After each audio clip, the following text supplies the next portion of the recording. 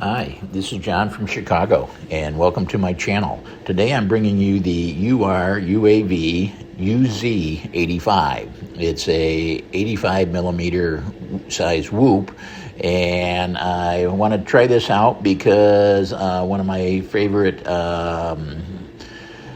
contributors to YouTube is Nate, the Shuttlebug, and he's the expert on whoops. And about a year back, he recommended that everyone buy the FPV or Beta FPV 85 Pro, which is a 2S model. It's lightweight and it flies really good. And I saw this one out by Banggood that just came out about a month ago. And it is also lightweight and would probably fly pretty similar.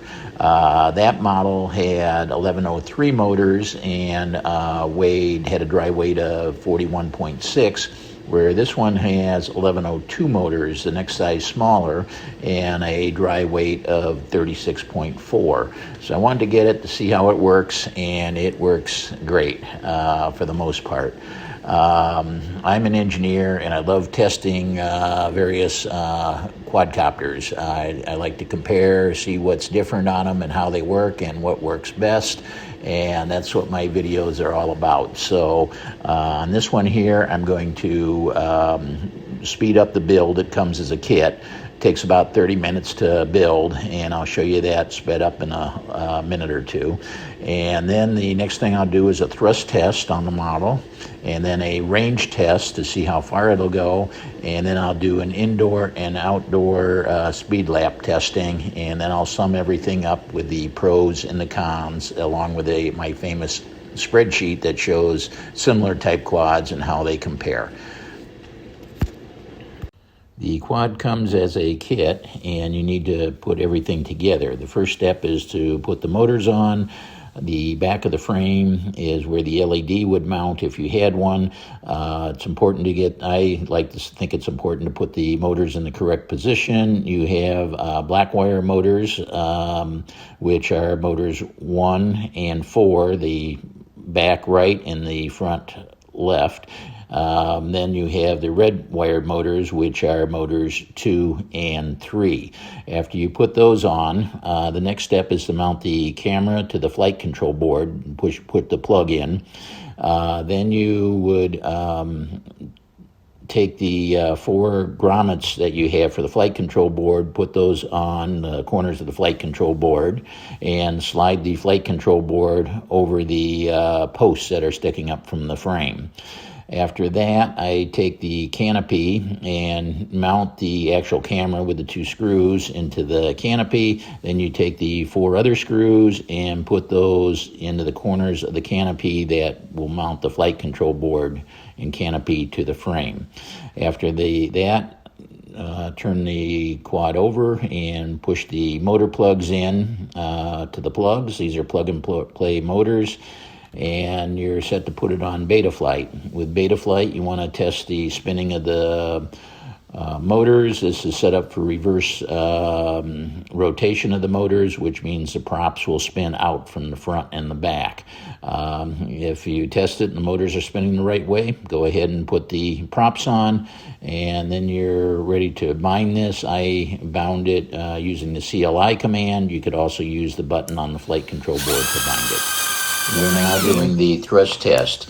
It shows that we're getting an average of 122 grams of thrust on the scale, plus the all-up weight of 57 for a total of 179 grams. The next step is to find out what the range of the quad is. Most of these tiny whoops vary from 215 to 300 meters. This one here, the camera looks fairly good, and the VTX is working fairly good. You see very few lines in there as it's flying. As we come up to the last house, which is mine, the mailbox is at 165 meters, and that's coming up pretty close here. It's breaking up a little bit, but it'll start getting better. There's 165 meters. When we hit the bike path, which is coming up now, that's 200 meters. And again, it's starting to break up a little bit with the VTX, but it's still working. But the failure is a fail-safe right there from the receiver at 234 meters. Now we're doing a inside lap testing to see what the speed is inside. My times on other tiny whoops varied from 8 to 14 seconds, and this one is turning out to be 11.3 seconds average, which is toward the slower side a little bit, middle or slower side. A quad is a little bit flighty and it goes up and down, or floaty and it goes up and down a little bit. Now we're doing the course that this one is one of the better ones for, and this is the outdoor playground track. This is 500 feet long, and we're averaging 13 seconds per, or 11 seconds per lap.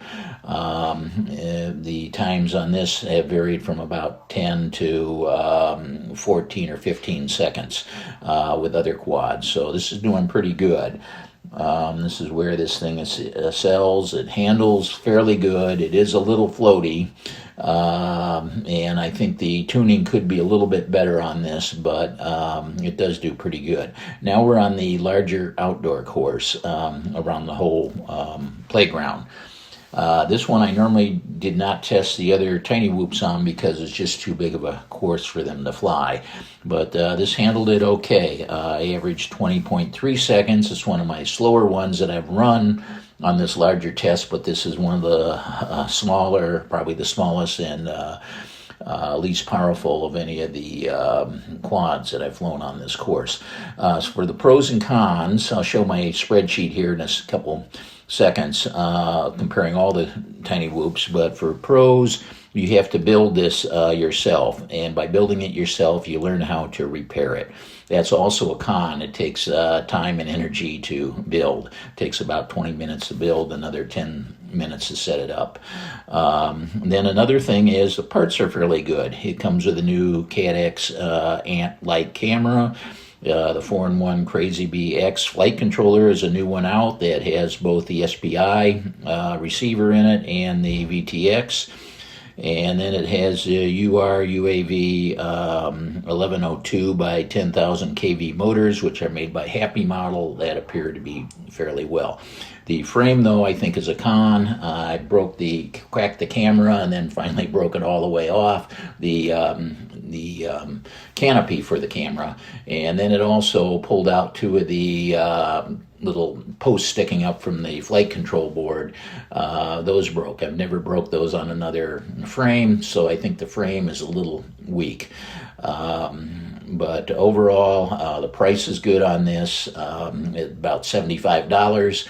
It compares to the Beta FPV, their 85X Pro, this is a copy of, more or less, but with smaller motors. That's $95.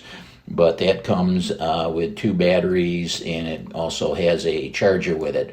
So I think for value, they're pretty much equal. I think the lightweight of this is nice over the Beta FPV, using 1102 motors versus the 1103. But it doesn't quite have the power and the aerobatics of the 1103, plus the tuning of that Beta FPV model, I think, is a little bit better.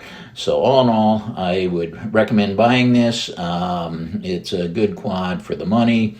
If you have any questions or comments, please leave those below. And this is John from Chicago. Thanks for watching, and don't forget to subscribe.